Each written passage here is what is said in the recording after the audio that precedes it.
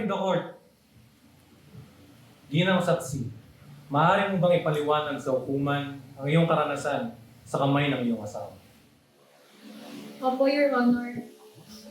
Ang magkwento po ay hindi madali para sa akin. Ngunit para sa katotohanan, gagawin ko po ito. Ay, tangina pre, uuwi na naman natalo. Pasensya na pa. Kala ko kasi kondisyon na tong manok ko na to. Tangina, kompleto to par. Vitamins, supplements. Mas mahal pa yung mga feeds na kinakain kasi sa akin par. Kondisyon yan, tangina, tatalo tayo par. Dihado pa eh. Ganto na lang par, ganto na lang. Para makabawi ako sa'yo. Lulutoyin ko tong manok adobo. Sakto sa pulutan mo yan par. Babalik ko to mamaya pagkatapos ko lutuin. Babalik ko par. At bukas, hayain natin si Paring Ken. For sure, madami yung manok. Kondisyon yun, panigurado. Paldong-paldo tayo bukas. Sure na yan ah. Tangina ka, natalo ako ng 30 mil. Huwag kang mag-alala par. Tangina. Bukas, babawi tayo. Nangungupit pa ako kay Maribik pa. Bukas par, huwag kang Tangina mag-alala ka. bukas. Sure ka ah. Tiwala. Sige, Hayain sige. natin si Paring Ken doon sa may kanton yun. Hayain Oh, ko. si Paring Ket, sige, sige. Sige par. Thank you. Sabi mo yan ah. Sige, par. Bukas Bawi, par. bawi tayo, par. Ina ako. Tangina. Kasi na ako par. Woo! Woo! Kaya ng buhay to.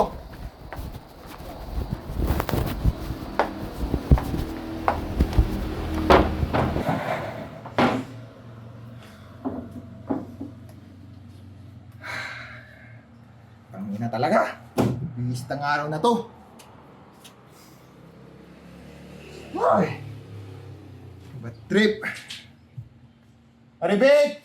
Ben? Ben, nandyan ka na pala! Ang inang init pa. Gutom na ako.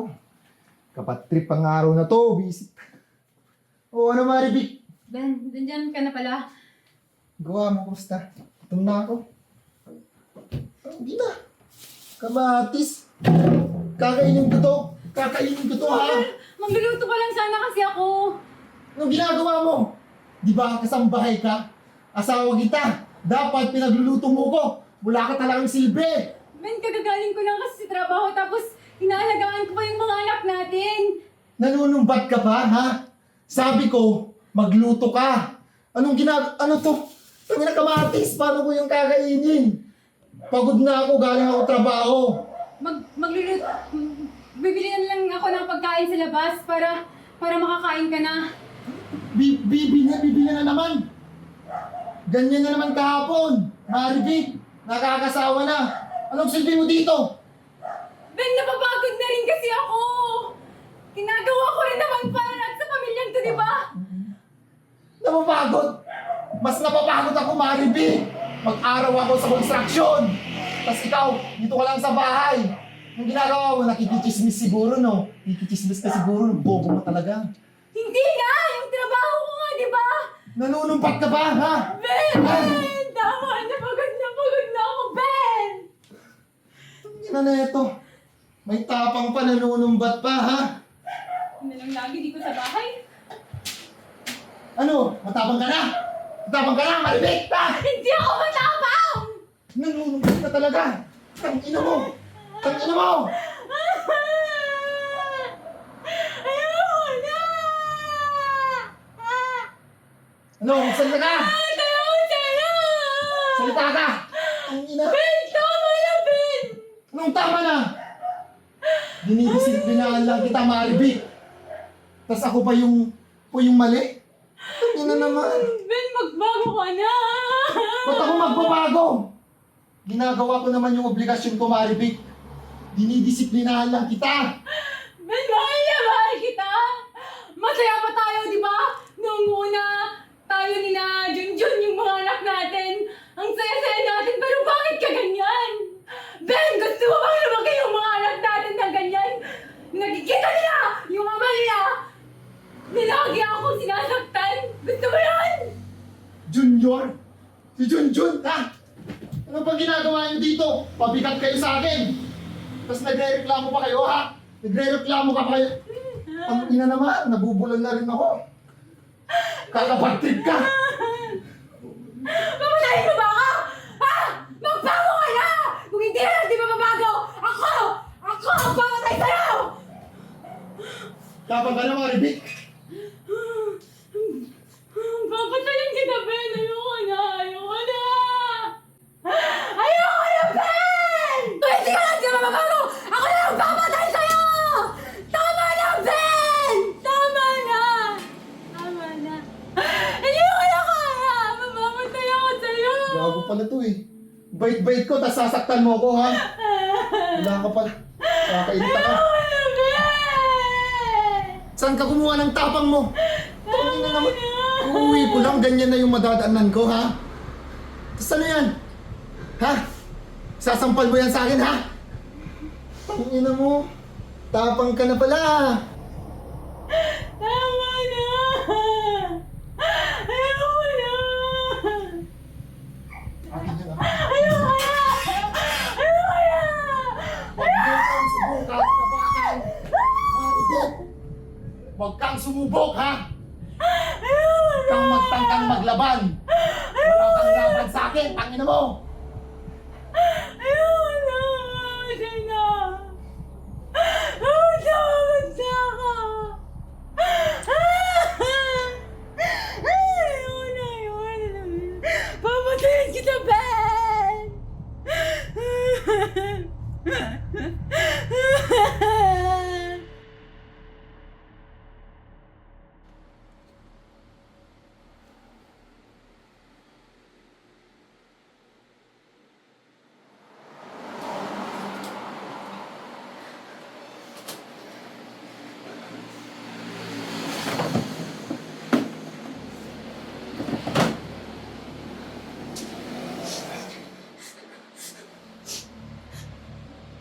Mahal na mahal kita, Ben. Ilang taon akong nagtiis sa pananakit mo. Pero putang ina ka! Alam mo ba? Hindi ko na kaya lahat ng mga pananakit mo sa akin. Yung mga pag-aalipusta, panghahampas mo, yung mga pananakit mo sa mga anak ko. Alam mo, kaya ko yung patagalin. Hindi ko na kaya, Ben. Eto na yung oras para matahimik ako at matahimik yung mga anak natin para magkaroon sila ng payapa at masayang buhay. Hindi ko kayang gumawa nito. Hindi ko kayang pumatay ng tao. Pero para sa mga anak ko at para sa sarili ko, gagawin ko to! Mangulok ka! Sa impyerno, Ben! At yung kaluluwa!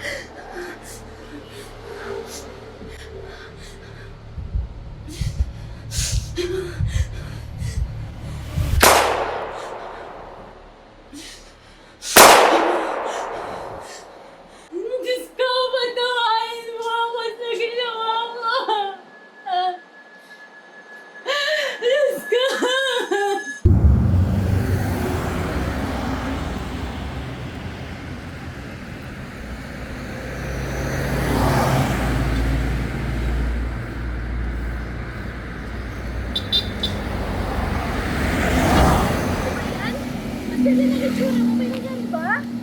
Aalis na ako. Yung mga baboy namin. Tapos yung motor, ibenta mo na, ha? Magpapacheck pa ako patungong Cebu. May nangyari sa inyo ni Ben? Wala, basta yung mga habilin ko, ha? Sige, mag-iingat ka pero hindi mo ba siya irereklamo? Hindi na kailangan. Natatakot kasi ako. Baka saktan niya lang ulit ako. Kaya mainam na maalis na lang ulit ako dito. Basta yung mga habilin ko, ha? Maraming salamat sa lahat. Sige, mag-ingat ka na.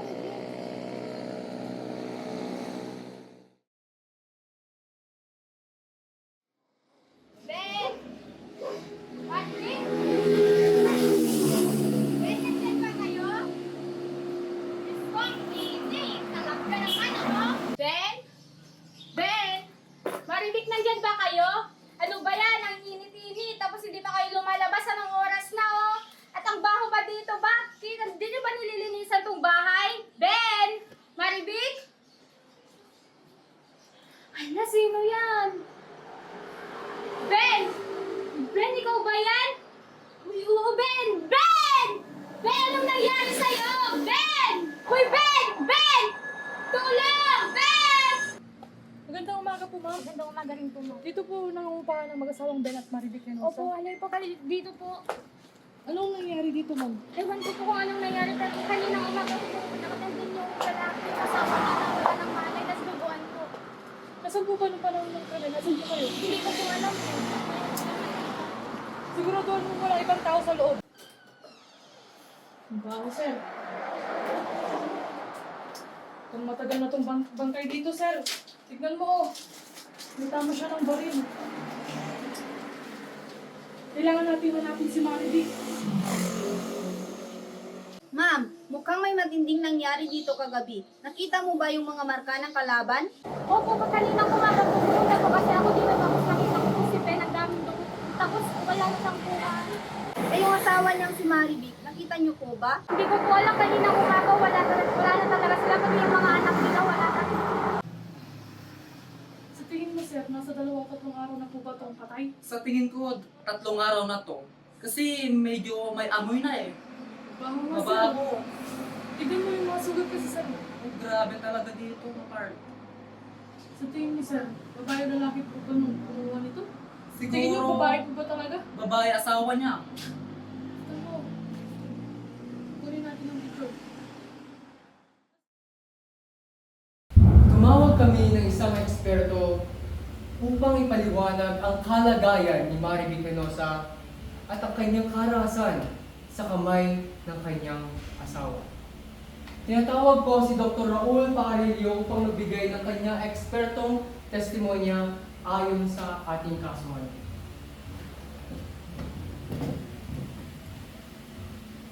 Dr. Pajarillo, maaari niyo bang ipaliwanag ang battered woman syndrome at paano ito nauugnay sa kaso ni Maribik Hinosa? Opo, mahal na ako. Ang battered woman syndrome ay isang kondisyon na bunga ng matagalang pisikal, emosyonal at mental na pang-abuso. Ang mga biktima ay nagkakaroon ng matinding takot at pagkabagabag at madalas na nawawalan ng kakayahang lumaban o umalis sa kanilang sitwasyon. Dr. Pajarillo, maaari niyo bang ilarawan kung ano ang naging epekto ng pang-aabuso ni Ben Hinosa kay Maribik? Ang paulit-ulit at matinding pambubugbog na naranasan ni Maribik mula sa kanyang asawa ay nagdulot ng malalim na trauma. Ang severity ng mga pang-aabuso kasama ang pagkakaroon ng takot para sa kanyang buhay at buhay ng kanyang anak ay nagdudulot ng tinatawag nating cumulative provocation. Ibig sabihin, sa bawat episodyo ng pag-aabuso, ang kanyang psychological resistance at natural self-control ay unti-unting nawawala. Nasawang si Ben. Isang taong puno ng galit at karahasan. Araw-araw ay sinasaktan at pinapahirapan niya ako. Sa bawat suntok at hampas, nararamdaman kong pagkalunod sa dilim at takot at kawalan ng pag-asa. Ang aking laban dito ay hindi dapat ikukumpara sa mga nagdaang karahasan na nararanasan ng iba. Ang aking asawa hindi lamang isang abusadong asawa.